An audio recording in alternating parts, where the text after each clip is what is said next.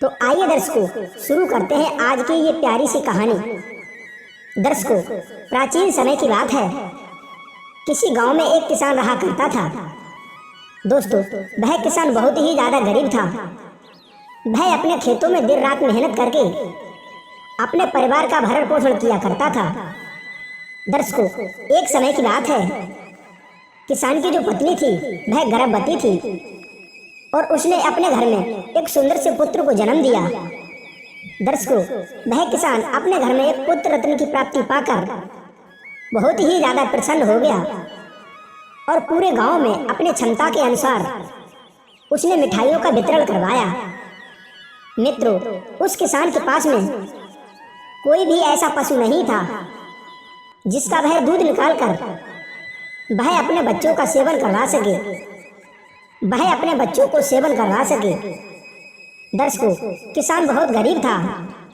उसके पास में इतने पैसे भी नहीं थे कि वह किसी दूध देने वाले जानवर को ला करके अपने घर पे रख ले। मित्रों, किसान बहुत परेशान होने लगा। किसान का जो बच्चा था वह दूध की वजह से भूखा रहने लगा और पूरा दिन और पूरी रात रोता रहता था। मित्रों, एक समय की बात है। उसी गांव में एक और व्यक्ति रहता था। वह व्यक्ति उस किसान के पास में आया और किसान से कहने लगा कि हे भाई, इस गांव से कुछ ही दूरी पर एक ऋषि रहते हैं। उनके पास में बहुत सारी गायें हैं और उन्हीं में से कुछ गायें दूध भी देती हैं। तो आप ऋषि के पास में चले जाओ और वहां से एक गाय लेकर के आओ और अपने बच्चे को दूध का सेवन करवाओ। दोस्तों, पहले तो वो किसान बहुत हिचकिचाता है, मना करता है, सोचता है कि इतनी दूर मैं सफर करके जाऊंगा और पता नहीं वो ऋषि मुझे गाय देंगे या नहीं देंगे। लेकिन मित्रों, वह व्यक्ति उस किसान को समझाता है कि तुम्हारे लिए एक बार अवश्य जाना चाहिए, हो सकता है कि ऋषि तुम्हारे लिए गाय दे दें। दोस्तों, वह किसान उस व्यक्ति की बात को सुनकर के कई घंटों का सफर तय करके आखिर को शाम तक उस ऋषि के पास में पहुंच गया। मित्रों, जब वह किसान उस ऋषि के आश्रम में पहुंचता है तब वह ऋषि उस किसान से वहां पर आने का कारण पूछते हैं। दोस्तों, तभी वह किसान उस ऋषि को बताता है, हे मुनिवर, मैं बहुत गरीब हूँ।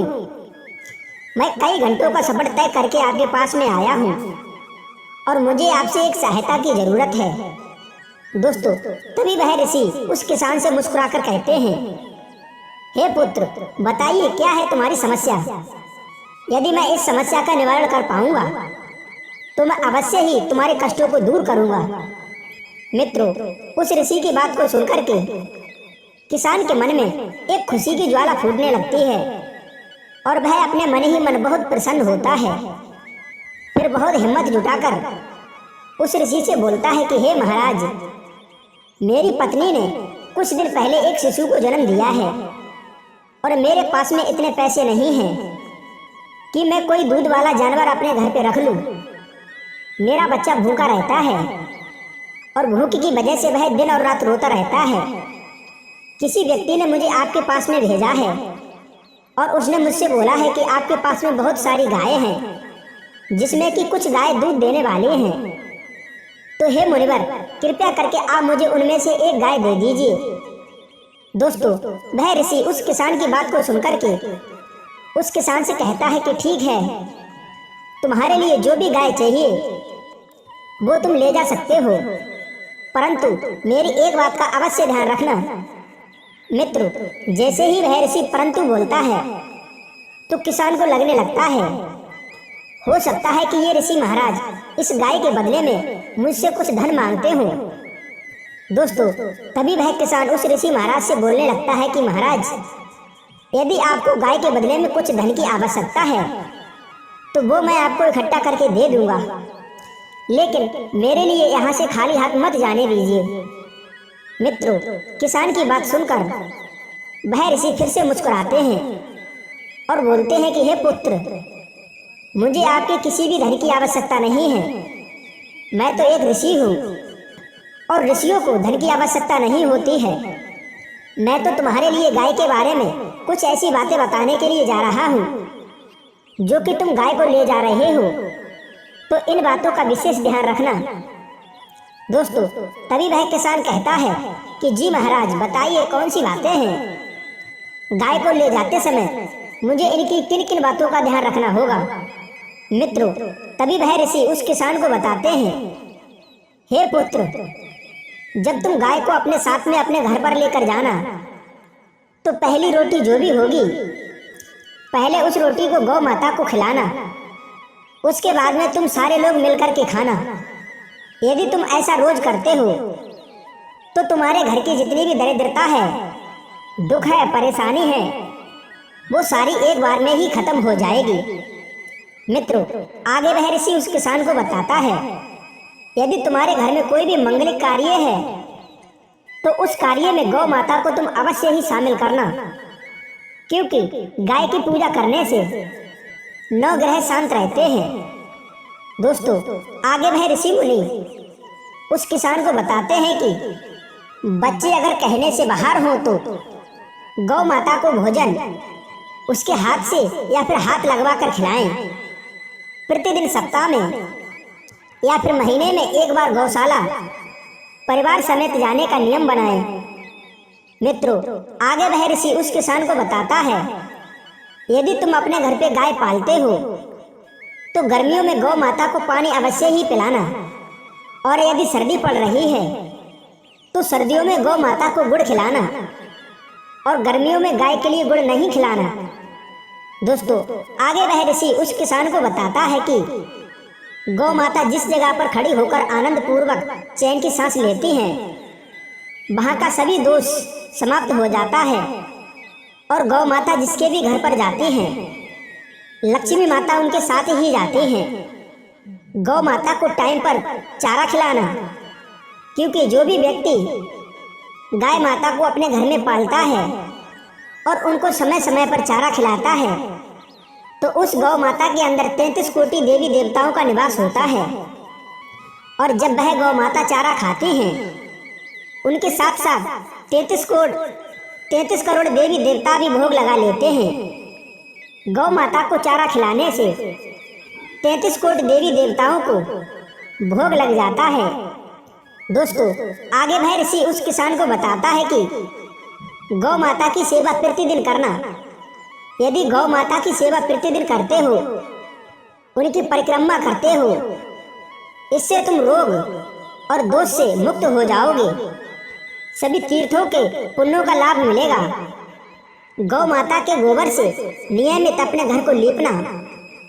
मित्रों, इतनी सारी बातें वह ऋषि उस किसान को बताता है और कहता है कि गौ माता के गले में घंटी अवश्य बांध के रखना, क्योंकि जब गौ माता के गले से घंटी बजती है तो समझ लो गौ आरती होने लगती है, और गौ माता के गोबर में लक्ष्मी जी का वास होता है, और गौ माता के मूत्र में गंगा जी का वास होता है। गौ माता को कभी भी पैर नहीं लगाना, क्योंकि गौ माता अन्नपूर्णा धेनु गाय हैं और सभी की मनोकामना को पूर्ण करने वाली हैं।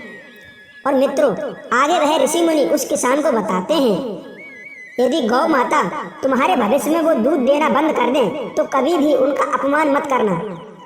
उनको अपने घर पे ऐसे ही पालना जैसे कि उनको दूध देते समय पालते थे।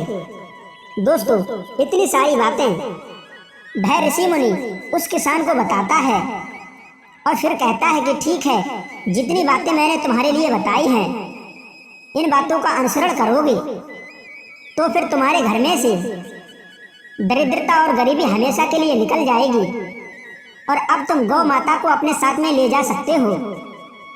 दोस्तों, वह किसान ऋषि की बातों को बड़ा गौर से सुनता है और अपने मन में निश्चय करता है कि जितनी बातें ऋषि ने मुझे बताई हैं, इनका मैं अच्छे से ध्यान रखूंगा और भविष्य में कभी भी गाय माता को अकेले नहीं छोड़ूंगा।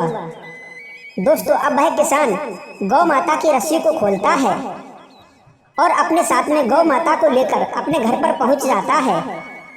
दोस्तों, जब वह किसान गौ माता को अपने घर पर लेकर के जाता है, साधु ने जिस तरीका से जो भी बात बोली थी वो उसी तरीका से उन सभी बातों को अपनाता था और वह गौ माता किसान के लिए सुबह शाम दूध देती थी और वह किसान एक टाइम का दूध अपने बच्चे के लिए रखता था और बाकी दूध के लिए वह बेच दिया करता था।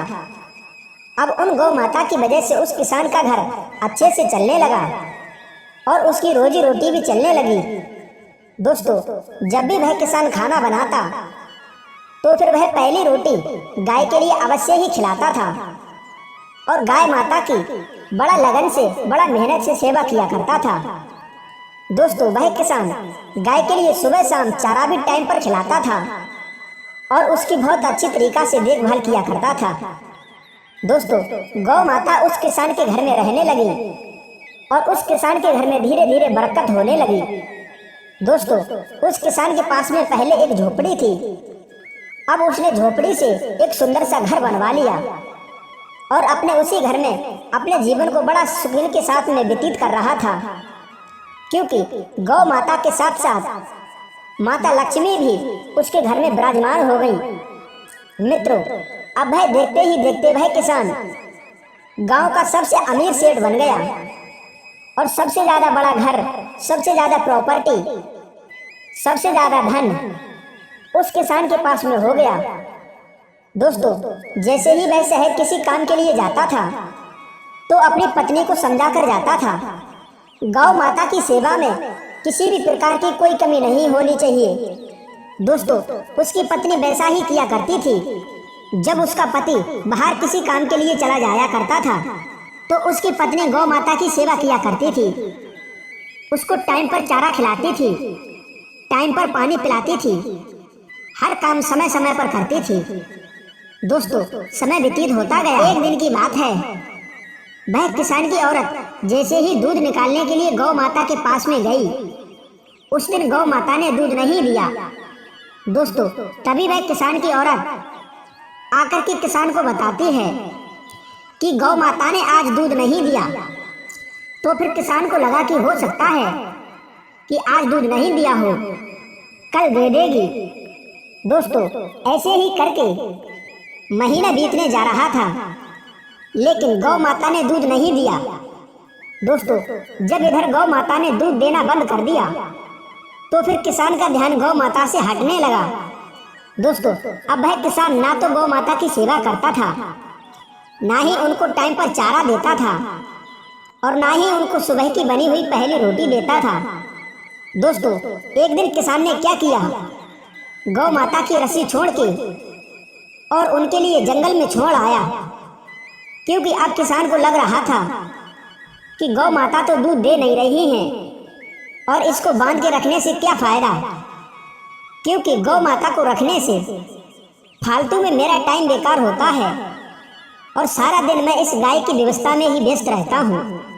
दोस्तों, अब वह किसान एक सेठ बन चुका था और वह ऋषि के द्वारा बताई गई बातों को भूल गया था, क्योंकि वह अपने पैसे के नशे में इतना अंधा हो चुका था कि उसको गौ माता का दिया हुआ आशीर्वाद, वो ये सब कुछ भूल गया था।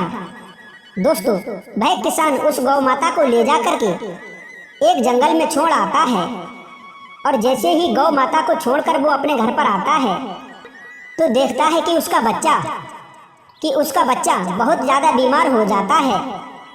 दोस्तों, अब वह किसान अपने बच्चे को लेकर इधर उधर डॉक्टरों के पास जाता है और कहीं वैद्यों के पास में जाता है, लेकिन उसके बच्चे को कोई भी आराम फायदा नहीं होता है और धीरे धीरे करके अपने बच्चे के पीछे उसके सारे पैसे खत्म हो जाते हैं, लेकिन अभी भी उसके बच्चे की तबीयत में कोई भी सुधार नहीं आया था। दोस्तों, अब उस किसान को अपना घर बेचने की नौबत आ गई। उसने अपने घर को बेचकर किसी अच्छे से डॉक्टर से अपने बच्चे का इलाज करवाया और उसका बच्चा स्वस्थ हो गया।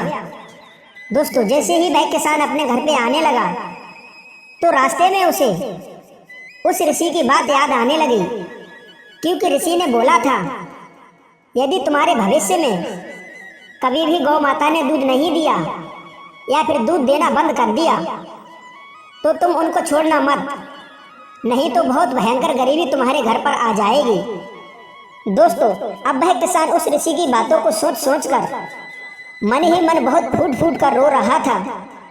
और जैसे ही घर पर आया और घर पर आने के बाद अपनी बीवी को और अपने बच्चे को घर पर छोड़ के वह गौ माता की खोज में उसी जंगल में निकल गया जहां पर वो छोड़ कर आया था। दोस्तों, अब वह गौ माता को ढूंढते ढूंढते गौ माता के पास में पहुंच गया और गौ माता से कहने लगा, हे माता, मुझे क्षमा कर दो।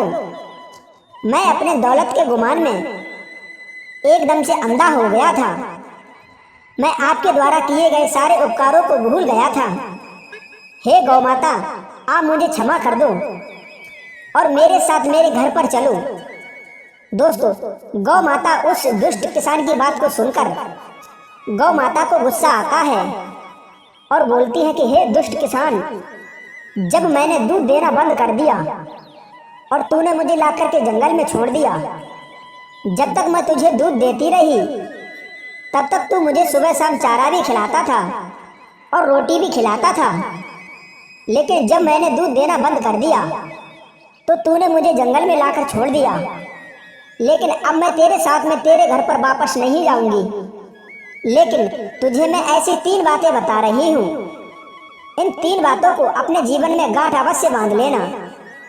यदि इन 3 बातों का अनुसरण करेगा तो भविष्य में कभी भी कोई दुख तुझे नहीं होगा और ना ही कोई तकलीफ होगी और तेरी बरकत दिन दूनी और रात चौगुनी होगी। दोस्तों, अब वह किसान गौ माता के पैर को पकड़ के जोर जोर से रो रहा था और गौ माता को अपने घर पे चलने के लिए आग्रह कर रहा था।